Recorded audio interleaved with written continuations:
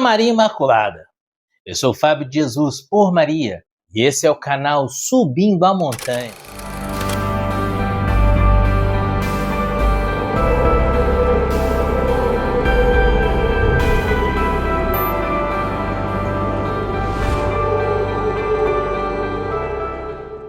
Semana Santa, a Semana do Amor Maior. Queridos, hoje chegamos à Quarta-feira Santa. O Evangelho que a Igreja nos propõe é o Evangelho de Nosso Senhor e Salvador Jesus Cristo, segundo São Mateus, capítulo 26, versículos de 14 a 25.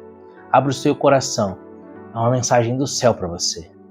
Pelo sinal da Santa Cruz, livra-nos Deus, nosso Senhor, de todos os nossos inimigos, em nome do Pai, do Filho e do Espírito Santo. Amém.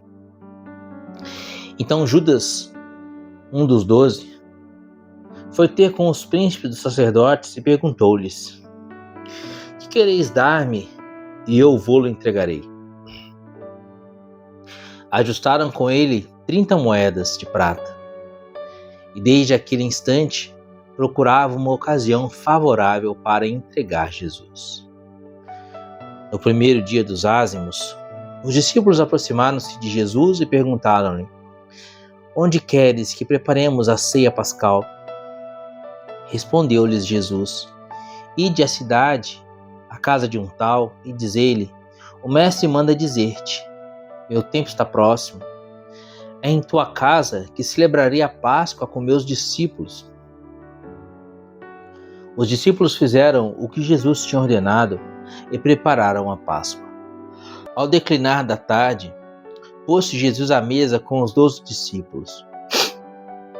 Durante a ceia, disse: em verdade vos digo, um de vós me há de trair.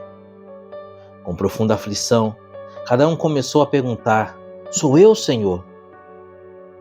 Respondeu ele: aquele que pôs comigo a mão no prato, esse me trairá. O Filho do Homem vai, como está escrito, mas ai daquele homem por quem o Filho do Homem é traído. Seria melhor para esse homem que jamais tivesse nascido. Judas, o traidor, tomou a palavra e perguntou: mestre, serei eu? Sim, disse Jesus. Palavra da salvação, glória a vós, Senhor. Eles, o evangelho de hoje dá ênfase na traição de Judas. O evangelista Mateus vai dizer que Judas procura os mestres da lei, procura os fariseus. Judas faz a eles uma proposta.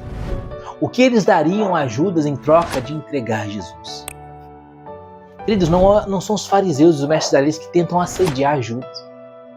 Não são os mestres da lei e os fariseus que tinham decidido matar Jesus, que tinham decidido tirar Jesus desta terra, porque tinham inveja de Jesus, porque Jesus atrapalhava os negócios deles, os negócios religiosos deles.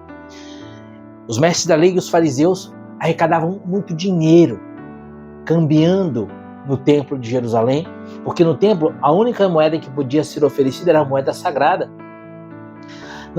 E a moeda que corria naquela época era a moeda dos romanos. Então existia câmbio, existiam cambistas no templo. E esse câmbio arrecadava muito dinheiro, cobrava-se taxas, arrecadava muito dinheiro.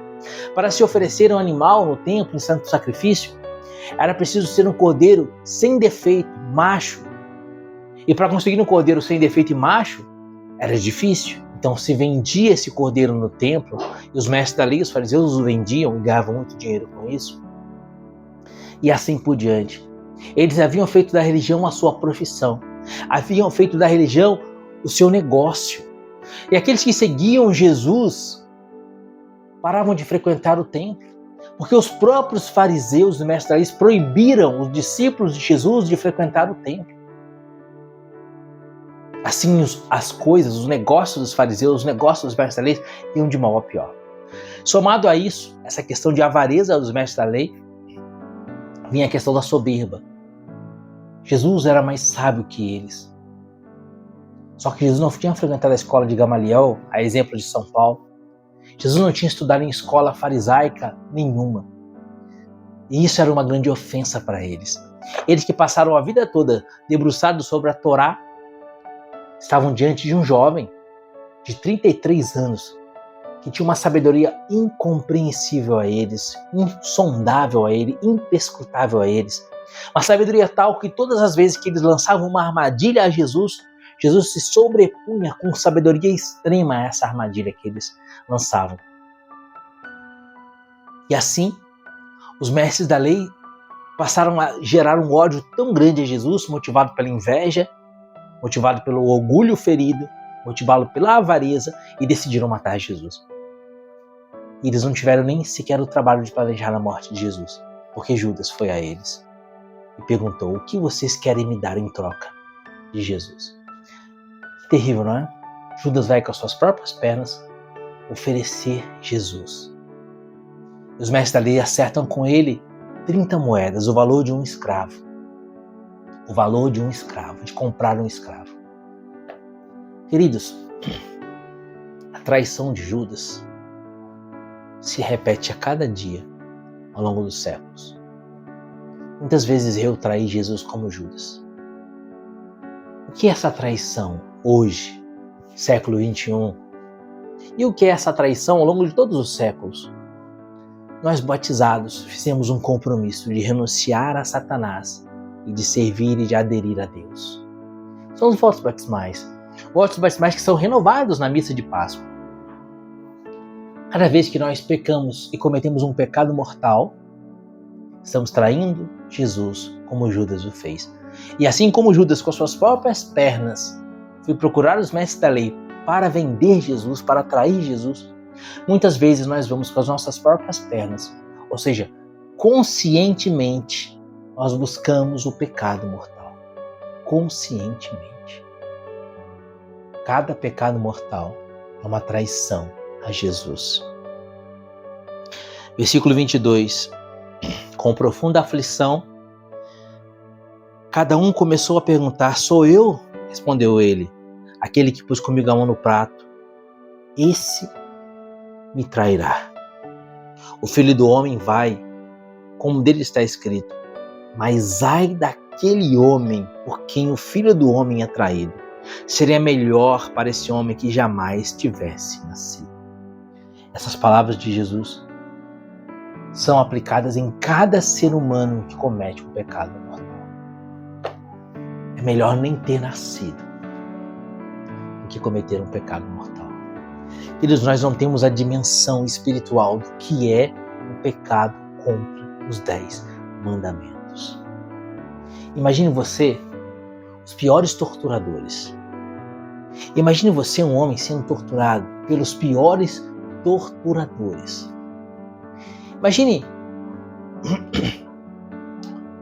um quarto com os piores homens, estupradores, assassinos, homicidas, pessoas que cometeram os piores crimes, mais violentos, mais terríveis, com requintes de crueldade, que torturaram e mataram as vítimas com crueldade. Dentro desse quarto, coloca-se uma pessoa para ser torturada por esses homens durante 20 anos. E serão 20 anos de torturas seguidas, uma atrás da outra, ininterruptamente, sem intervalo de descanso. Durante 20 anos, essa pessoa será torturada por esses homens terríveis dentro desse quartinho. Sem comer, sem beber, ininterruptamente durante 20 anos. E um detalhe, a pessoa não vai morrer. E pessoal, o quão terrível seria isso? Você poderia dizer, seria melhor que essa pessoa não tivesse sequer nascido, tivesse morrido na barriga da sua mãe ainda. Morrido criança, porque já iria direto para o céu, do que passar direto por essa tortura terrível. Queridos, isso é nada comparado ao inferno. Porque os piores homens ainda são bons comparados aos demônios. Os piores torturadores são anjos comparados aos demônios. E o que são 20 anos de tortura comparado à eternidade de tortura? O salário do pecado é a morte. Romanos 6:23. Quando São Paulo diz, Romanos 6:23, o salário do pecado é a morte, São Paulo está querendo dizer que a consequência do pecado mortal é o inferno. O Catecismo da Igreja Católica diz que aquele que morre em estado de pecado mortal vai diretamente ao inferno. Porque morre em estado de inimizade e ódio a Deus. E quando vai diante de Deus no juízo eterno, no juízo final, ele foge de Deus e se lança no fogo do inferno. Por isso, Jesus vai dizer no Evangelho de hoje, versículo 24, ai daquele homem por quem o Filho do Homem é traído, seria melhor para esse homem que jamais tivesse nascido. Agora pensa nas almas do inferno. Não seria melhor se as almas do inferno não tivessem nascido? Não seria melhor se as almas do inferno tivessem sido abortadas na barriga de sua mãe num aborto natural, por exemplo? É claro que o aborto provocado é um pecado ainda mais terrível. Estou falando do aborto natural. Não tivessem nascido, tivessem falecido antes de nascer. Um aborto natural. Uma gestação que não foi para frente. Porque pelo menos assim iriam para o céu. Agora olha para a sua vida. Se você está em situação de estado de pecado mortal, você está numa situação de inimizade com Deus, você está numa situação de traição a Deus como Judas. E assim como Judas buscou a morte por enforcamento, depois da morte, a alma que está em estado de mortal faz a mesma coisa que Judas fez. Aquela forca de Judas é o símbolo do inferno. E assim como Judas foi a forca e se enforcou, a alma se lança no inferno. O estado de pecado mortal é terrível. Por isso, luta até o sangue na luta contra o pecado. Inclusive contra o pecado venial. Porque como eu já disse diversas vezes aqui no canal, o pecado venial gera o pecado mortal. Com ser condescendente, ser permissivo no pecado venial. É só uma gula, é só uma preguiça, é só uma mentira. Condescendente no pecado venial, esse pecado venial vai se avolumando até gerar um pecado mortal. Por exemplo, a ira é a mãe do homicídio. Ninguém mata ninguém se não começa a ter um coração irritado, irascível no pecado da ira. Até que esse pecado da ira vai crescendo até o ponto que a pessoa se torna homicida. A gula é a mãe da luxúria, porque a pessoa não resiste às tentações da carne na hora de comer, não vai resistir às tentações da carne na hora que for tentado na sexualidade. E aí o pecado contra a castidade, sexto mandamento, é pecado mortal. Por falar em castidade e em pecado mortal, como que hoje os homens têm vivido em pecado mortal no campo da castidade. É terrível, é assustador. Falamos aqui sobre a gravidade do pecado mortal. E quando pensamos na castidade, o sexto mandamento, a gente vê homens e mulheres que hoje não procuram mais o matrimônio, mas se unem como pagãos. Casais de namorados que não esperam o matrimônio para ter relações sexuais. Isso sem falar de pecados mais graves, de desordem sexual, como por exemplo a pedofilia, o homossexualismo e tantos outros pecados. Querido, Sodoma e Gomorra está perdendo de goleada para a nossa sociedade do século XXI. Cuidado.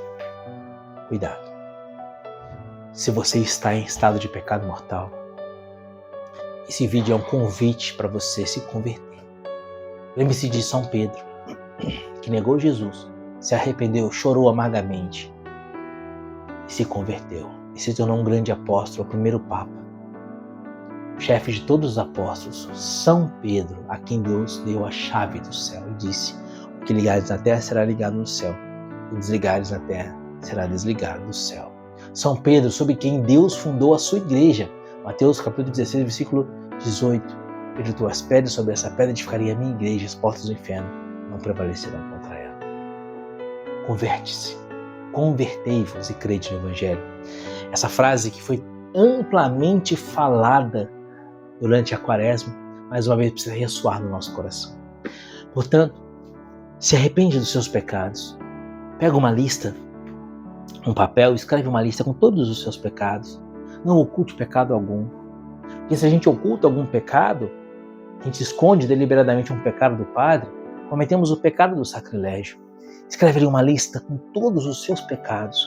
Procure um sacerdote, faça uma boa confissão. Reconcilie-se com Deus enquanto é tempo. Reconcilie-se com Deus antes que a morte o encontre. Porque se a morte o encontrar em estado de pecado mortal, seria melhor nem ter nascido. Pensa nisso. Que Deus te abençoe e viva Maria Imaculada.